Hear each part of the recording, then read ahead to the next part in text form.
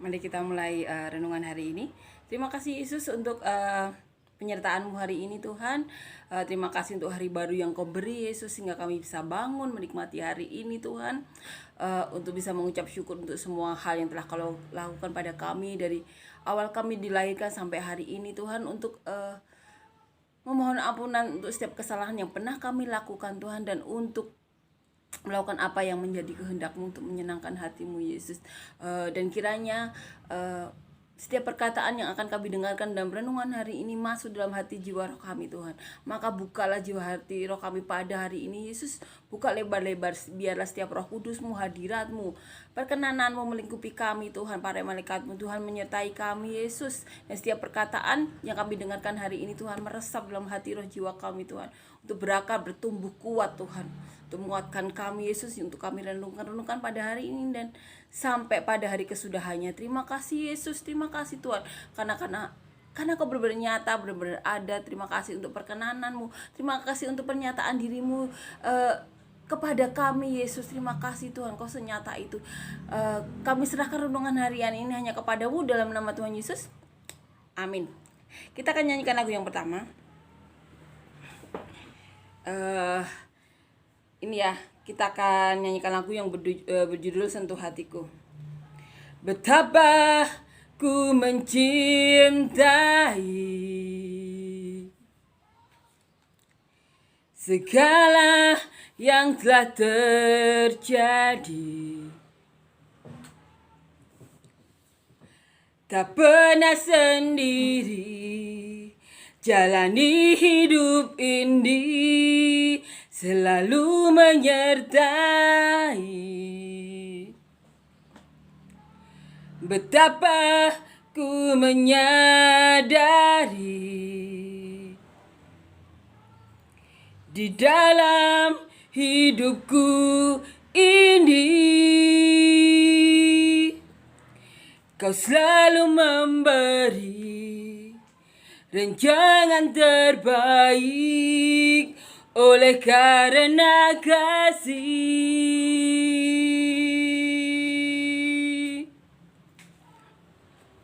Bapa, sentuh hatiku, ubah hidupku menjadi yang baru, bagai emas yang murni. Kau membentuk bejana hatiku. Bapa, ajarku mengerti sebuah kasih yang selalu memberi, bagai air mengalir yang tiada pernah berhenti, bagai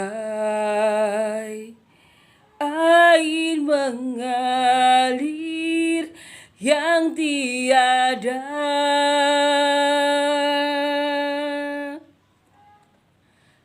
pernah berhenti. Amin ya. Kita berdoa ya, selalu dan selalu Tuhan Yesus menyentuh hati kita, agar kita merasakan hadirat Tuhan dalam hati kita, dalam hidup kita. Kita selalu percaya, mengimani Tuhan Yesus selalu menyertai kita. Amin ya. Dan kita selalu imani Tuhan selalu memberi rancangan yang terbaik di dalam hidup kita. Amin ya. Nah, kali ini kita akan membaca ayat masih di Matius. Kita akan garis bawahi ini ya, Matius pasal 7. Kita akan garis bawahi ayat 21. Di sini tertulis, bukan setiap orang yang berseru kepadaku Tuhan, Tuhan akan masuk ke dalam kerajaan surga, melainkan dia yang melakukan kehendak Bapakku yang di surga. Saya ulang lagi. Bukan setiap orang yang berseru kepadaku Tuhan, Tuhan akan masuk ke dalam kerajaan surga, melainkan dia yang melakukan kehendak Bapakku yang di surga. Ini Tuhan tulis melalui rasulnya Matius. Tertulis di Matius. Nah, ini benar-benar kalau kita renungkan itu benar-benar memilukan ya. Selama kita masih hidup, kita masih punya kesadaran untuk melakukan apa yang baik atau apa yang tidak. Hidup kita itu di tangan kita. Yang punya kebebasan ya, hidup kita itu di tangan kita. Apakah melakukan kehendak Tuhan atau tidak? Betapa memilukan pada saatnya nanti saat kita memanggil Tuhan, Tuhan. Tuhan tidak mendengar dan berkata ini, aku tidak mengenal kamu, enyahlah daripadaku, kamu sekalian pembuat kejahatan. Betapa hati kita akan pilu ya kalau kita masih berkeras hati tidak melakukan kehendak Tuhan, dan itu terjadi pada diri kita atau orang-orang sekeliling kita atau orang yang kita tahu. Betapa memilukan kita ini ya. Kita akan baca dari awal. Judul perikopnya hal pengajaran sesat. Di sini perikop ini ditulis dari pasal 5, ini masih di pasal 7 ya. Ini ditulis dari pasal ayat 15 sampai ayat 23. Kita akan baca. Hal pengajaran sesat. Hal pengajaran yang sesat. Waspadalah terhadap nabi-nabi palsu yang datang kepadamu dengan menyamar sebagai domba. Tetapi sesungguhnya mereka adalah serigala yang buas. Dari buahnya lah kamu akan mengenal mereka. Dapatkah orang memetik buah anggur dari semak duri atau buah ara dari rumput duri? Demikianlah setiap pohon yang baik menghasilkan buah yang baik, sedangkan pohon yang tidak baik menghasilkan buah yang tidak baik. Tidak mungkin pohon yang baik itu menghasilkan buah yang tidak baik, ataupun pohon yang tidak baik itu menghasilkan buah yang baik. Dan setiap pohon yang tidak menghasilkan buah yang baik pasti ditebang dan dibuang ke dalam api. Jadi dari buahnya lah kamu akan mengenal mereka. Bukan setiap orang yang berseru kepadaku Tuhan, Tuhan yang akan masuk ke dalam kerajaan surga, melainkan dia yang melakukan kehendak Bapakku yang di surga. Pada hari terakhir banyak orang akan berseru kepadaku, Tuhan, Tuhan, bukankah kami berbuat demi namamu dan mengusir setan demi namamu dan mengadakan banyak mujizat demi namamu juga? Pada waktu itulah aku di sini besar Tuhan, akan berterus terang kepada mereka dan berkata, aku tidak mengenal kamu, enyahlah dari padaku, kamu sekalian pembuat kejahatan. Ini pengajaran Tuhan. Ini yang berkata Tuhan, yang nulis Matius, murid dari Tuhan. Matius itu pemungut cukai.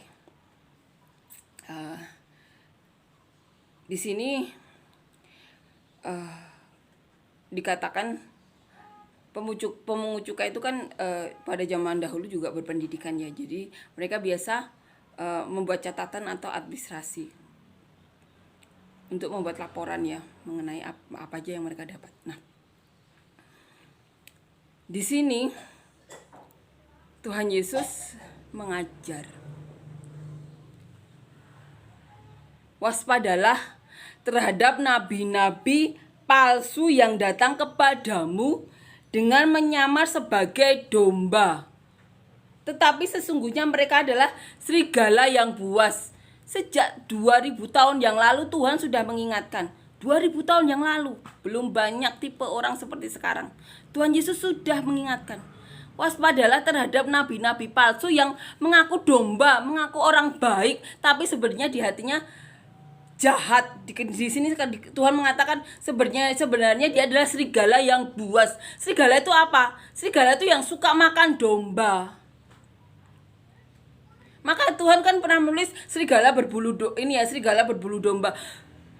Jadi zaman dulu itu sudah banyak orang yang berpura-pura baik, tapi aslinya itu mereka punya niat yang jahat. Tuhan katakan serigala yang buas. Dari buahnya lah kamu akan mengenal mereka.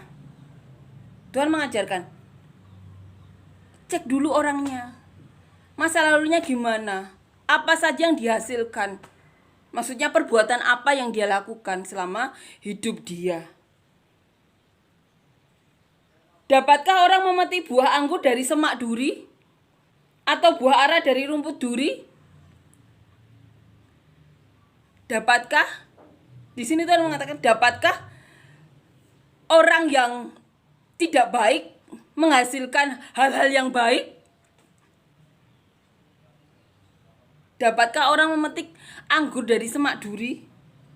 Atau buah ara dari rumput duri? Tuhan yang mengatakan ini perumpamaannya. Tidak mungkin buah anggur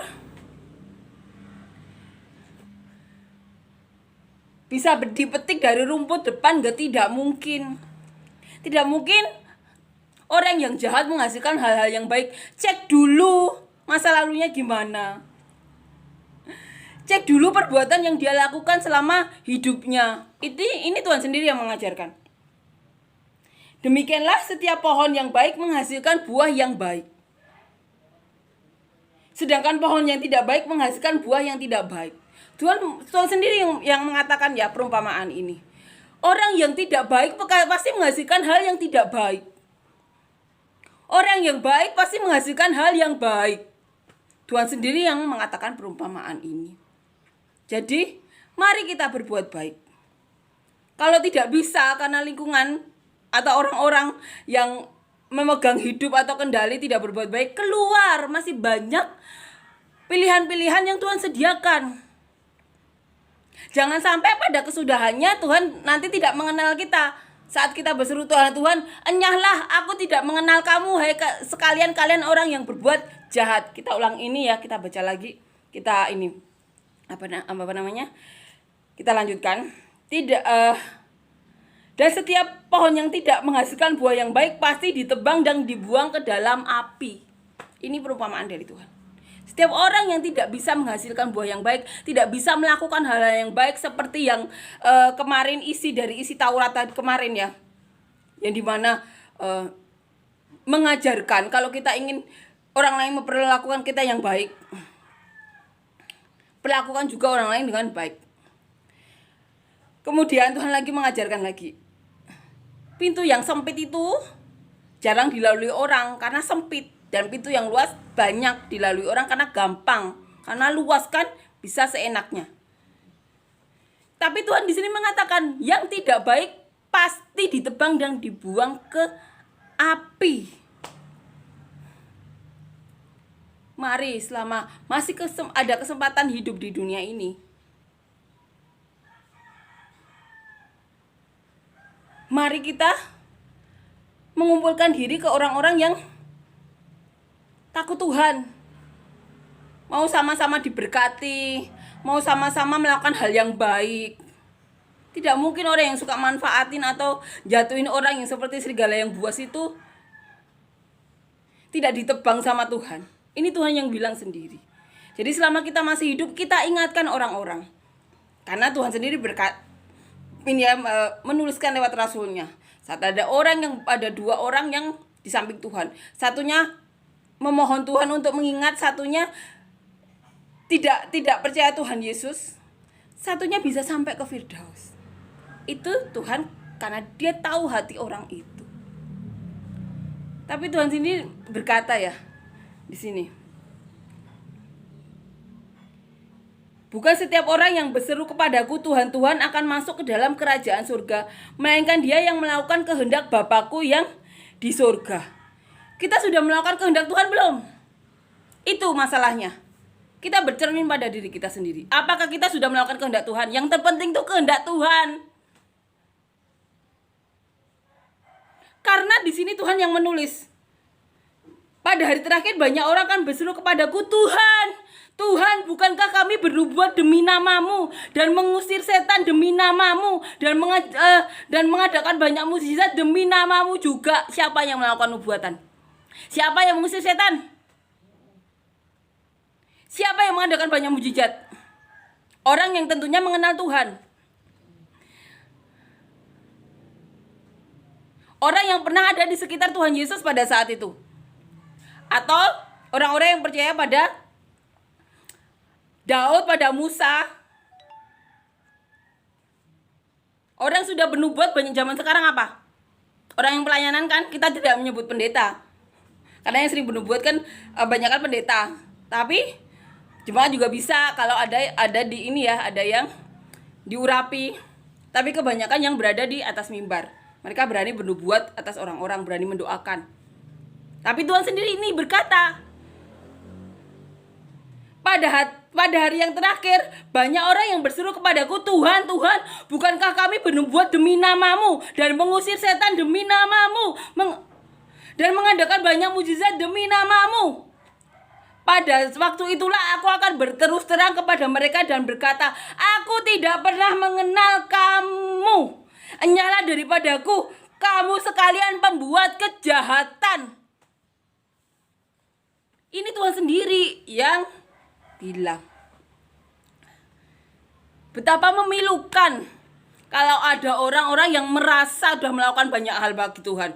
Sudah bernubuat, mengusir setan, melakukan mukjizat, tapi pada saat akhirnya nanti, karena tidak melakukan kehendak Tuhan, berseru-seru, Tuhan, Tuhan.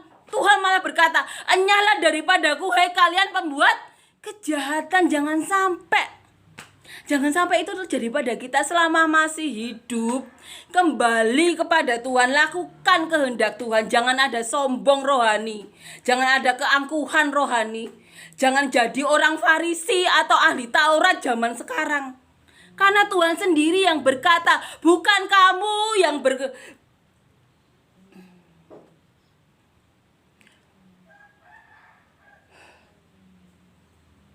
bukan kalian yang yang melakukan nubuatan, mengusir setan atau melakukan mukjizat yang masuk surga. Tapi apa? Orang-orang yang melakukan kehendak Tuhan. Jadi selama masih hidup, mari kita lakukan kehendak Tuhan. Mari kita menyenangkan hati Tuhan. Orang yang sudah bernubuat, mengusir setan atau melakukan mukjizat saja bisa ditolak Tuhan, apalagi orang biasa yang sudah tidak melakukan apa-apa, melakukan kejahatan, mau jadi apa? Itu maksudnya.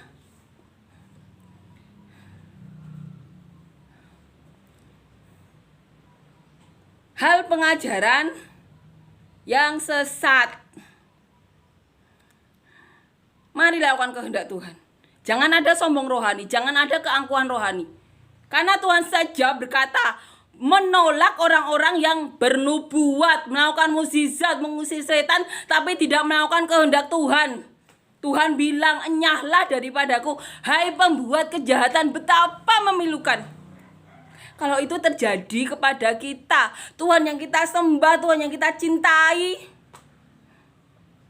Kita merasa seperti domba, tapi sebenarnya hati kita tuh serigala yang buas. Kita menyadari atau tidak menyadari atau pura-pura tidak menyadari, sebenarnya hatinya itu serigala yang buas. Tuhan ngomong sendiri, buat perumpamaan. Itu tuh tahun 2000 yang lalu, dimana orang-orang belum seperti sekarang, sudah banyak orang yang seperti itu. Apalagi zaman sekarang. Jadi mari lakukan saja kehendak Tuhan. Jaga hati kita. Betapa memilukan kalau nanti pada akhirnya Tuhan bilang, enyahlah daripadaku, hai kalian pembuat kejahatan. Lakukan saja apa yang dikatakan Tuhan. Sudah, lakukan saja. Jangan ada sombong rohani, jangan ada keangkuhan rohani. Orang yang sudah melakukan banyak hal, bernubuat, melakukan mukjizat, mengusir setan yang sebegitu buat Tuhan, kalau tidak melakukan kehendak Tuhan, itu disebut serigala yang berarti buas, yang berpura-pura jadi domba. Ini untuk mengingatkan kita. Karena saat kita saat ini tidak bilang itu bukan saya. Kita tidak tahu 10 tahun ke depan, 20 tahun ke depan. Maka saling mengingatkan. Jangan sampai kita kehilangan kerajaan surga. Karena apa? Sombong rohani, keangkuhan rohani. Tuhan bilang itu hal pengajaran yang sesat. Bukan setiap orang yang berseru kepadaku Tuhan, Tuhan akan masuk ke dalam kerajaan surga, melainkan dia yang melakukan kehendak Bapakku yang di surga.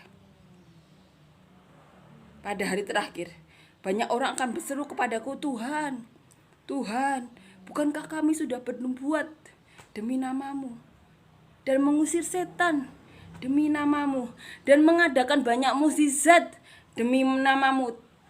Tapi pada waktu itulah aku akan berterus terang kepada mereka. Aku tidak pernah mengenal kamu. Enyahlah daripadaku, kamu sekalian pembuat kejahatan.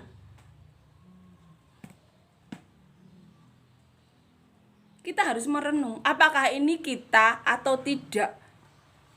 Apakah kita sudah melakukan kehendak Tuhan atau tidak?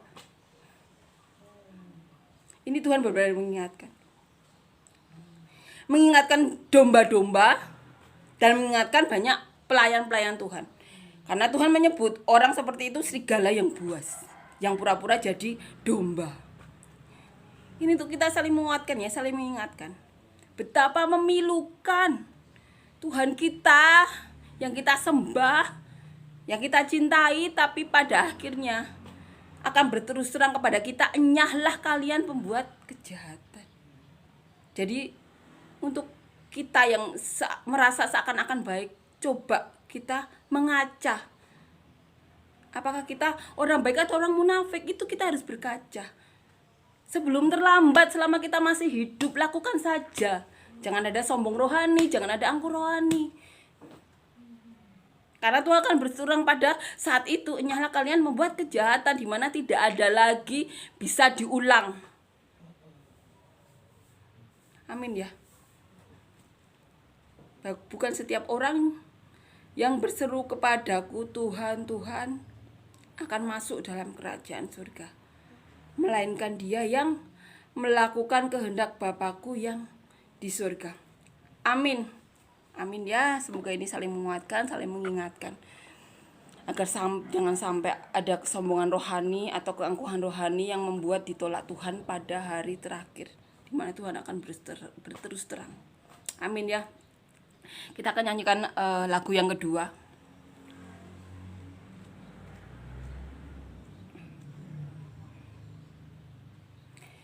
Seperti rusa rindu sungaimu. Seperti rusa rindu sungaimu, jiwaku rindu engkau. Kaulah Tuhan hasrat hatiku, ku rindu menyembahmu. Kau kekuatan dan perisaiku, kepadamu rohku berserah.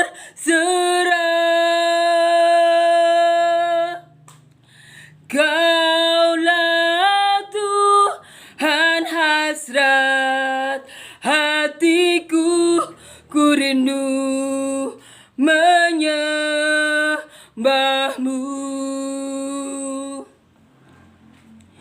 Yesus,